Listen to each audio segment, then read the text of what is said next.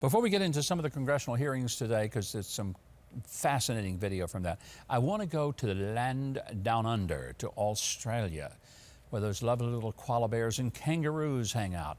There's also some crazy people hanging out, and they've been elected to be in their government. This is really a surprise, but it's disturbing as well. It would be funny if it weren't true. The Australian government has gone a little bit on the nutsy side when it comes to making sure that all the citizens wear their mask. And I want you to see what happens if they don't. Watch.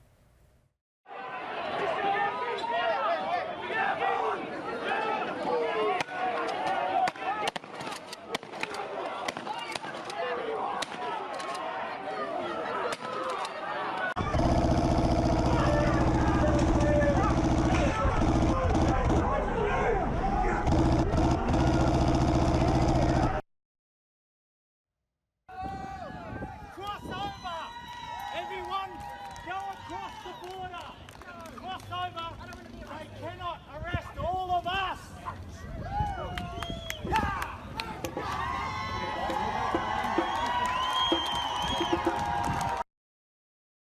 Well, there are people protesting in Australia because of the very strict lockdowns due to COVID. You may have seen they were shooting rubber bullets at people. These are unarmed people who are simply protesting the lockdowns, and they got shot at by the police with rubber bullets. I mean, that's a pretty extreme reaction. And then if you saw, and I know you just did, I was stunned to see them taking the butt of a gun and just beating a person's head with it and getting on top of them and hitting them. I'm thinking, and what did they didn't wear a mask? My gosh, I mean, we don't treat criminals that badly. In fact, in California, you can walk into a Target store, take $1,000 worth of merchandise. You don't even have to run. Just casually walk out and say, thanks for the stuff, and you'll never get prosecuted. Folks, this is crazy stuff. This is when people have gone beyond bonkers, and that indeed has happened. This next clip, also from Australia, is a police visit to a man's home. They want to know if anyone in his family had been to a protest or were going to a protest.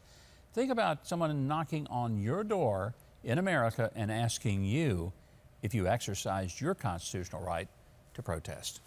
Okay, what we're here for is obviously just in relation to the recent protests that are popping up and whatnot, and actually just here to do welfare checks and whatnot. You're planning on going in? I didn't know there's anything on.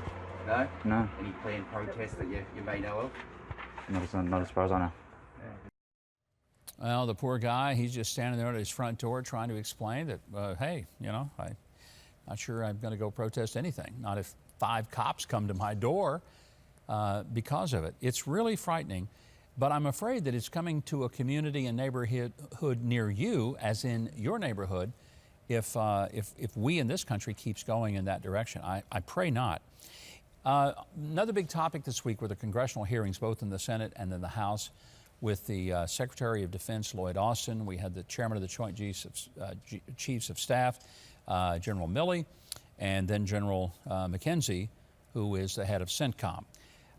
We've got several clips. I'm going to just kind of run through them here. But the first one, this is Secretary Austin. He was asked by Congressman Mike Johnson of Louisiana, who's to blame for Afghanistan? The silence is deafening. I appreciate that you think that was a big success, evacuation, but the blame for the disastrous withdrawal that everyone agrees was a disaster, who's to blame for that? I'll let the silence speak for itself. You know, I had a speech teacher in high school who used to say silence is agreement. I never forgot that. It's a very true statement. When people are silent, they basically are agreeing with you. And if you're silent about something that is happening in our culture that you ought to speak out about, just remember, being silent is agreement. And the silence of the Secretary of Defense was, quite frankly, it was agreement that the congressman was right. It was a mess. This one is General McKenzie. This is important because President Biden, in an interview with George Stephanopoulos of ABC, said that he followed the advice of his generals, the Secretary of Defense, Secretary of State. He followed their advice. Now, that's what he said. Right here, this answer tells you that is a lie. This is General McKenzie, head of CENTCOM. General McKenzie, Isn't it true that the president rejected your best military opinion and advice as to how quickly to withdraw American troops from Afghanistan? Well, I will say this: it has been my view that that I recommended a level of 2,500, a level that would have allowed us to hold Bagram and other airfields as well. Once you go below that level and make a decision to go to zero, it is no longer feasible to hold Bagram. But that was your best opinion and advice. That remains my view now as it was then.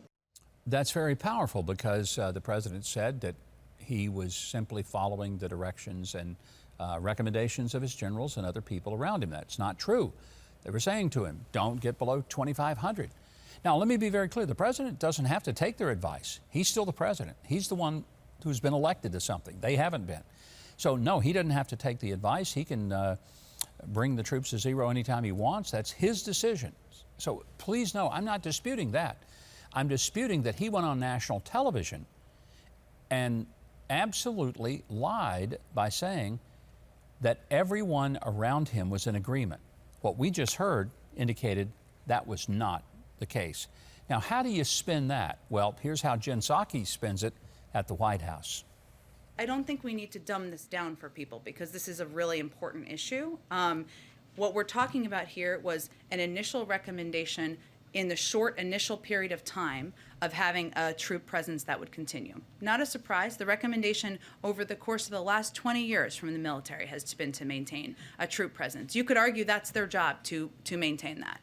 The president's view when making a risk assessment, when reviewing his options, was that he did not want to escalate the number of troops we had in Afghanistan. He did not want to risk losing more troops. He did not want to go back at war with the Taliban. Jen, that wasn't the question. The question was, did the president get advice that went against his ultimate decision? Of course he can make the decision that he wishes to make. That's what I said before. I'll continue to say that.